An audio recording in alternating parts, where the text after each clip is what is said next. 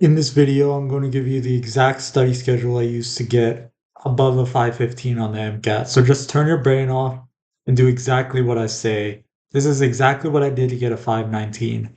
There's so much information out there for studying for the MCAT, but I suggest you just turn your brain off and follow exactly what I have to say because this guide is all that you need to get to a high MCAT score. So the first thing I will say is that you should start off with content review. And what that looks like is starting off with Kaplan, reading like Kaplan books every single day. Try to read at least like one or two chapters every day. And you want to read the biology book, the biochemistry book, the chemistry book, the physics book, and the organic chemistry book. You want to read all five of those books, and you want to do this in the span of 1 or 2 months. You don't want your content review period to last too long because you want to have time to do practice problems. And while you are doing content review, what you should be doing is that install an Anki deck. The one I specifically recommend is the On King MCAT deck. And as you're going through the chapters, like say that you read chapter 10 of the Kaplan biology book today, you want to go into Anki and find chapter 10 of the Kaplan biology book and unsuspend all of those cards and do the Anki for the content review. Like mix the Anki alongside the content review every single day so that you're able to learn this information and then be able to retain it. That's what Anki is good for. And then there are Kaplan books for cars and psych and soc as well, but I suggest you don't use those books.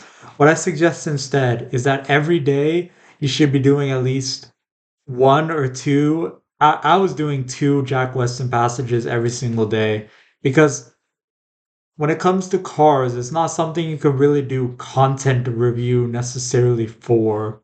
It's something where you need to be doing as many practice problems as possible. So I'd suggest like on day one of your MCAT studying, you start off with Jack Weston cars articles, and that's what you should be doing every single day until your exam. Try to do at least two every single day.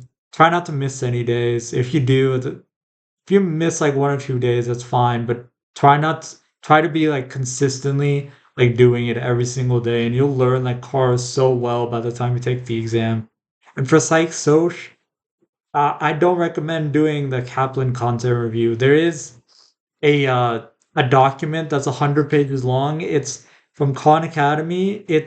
Summar it summarizes everything you need to know from the Khan Academy videos, and that is a much better resource to use than Kaplan. After you're done going through the 100-page document, you can unsuspend the Anki card so you're able to retain like what you just learned for Psych Soc.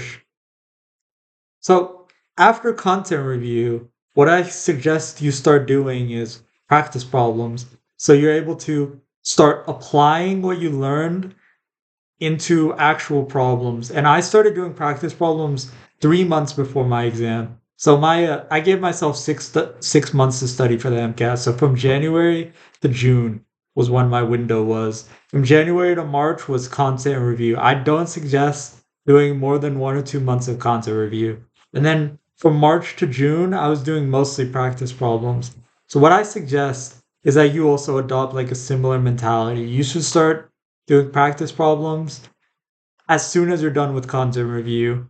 Like, what matters for the MCAT is not that you're able to like remember something, it's that you're able to remember it and get a question right and apply it correctly.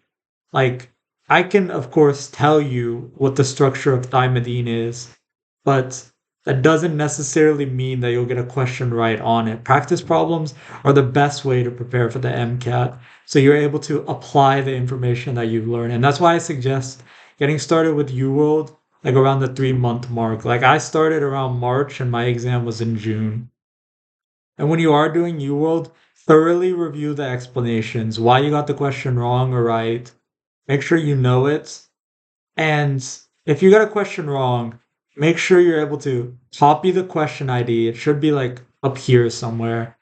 And paste it into Anki using this add-on called UWorld to Anki, and you will be able to find the cards from questions you got wrong, and then you'll be able to add them to your Anki stack every day, so you're able to learn from your mistakes thoroughly. And while you are doing UWorld, I suggest you're also doing 2 articles of Jack Weston every day on top of that, so you can maintain your car's knowledge. So after you do this 2 months of UWorld, what I suggest you do in your final month before your exam is to buy the AAMC materials and like really hammer hard on getting used to AAMC practice problems. Like UWorld is good, but what you want more exposure to is AAMC practice problems because that's exactly how the test is going to be set up.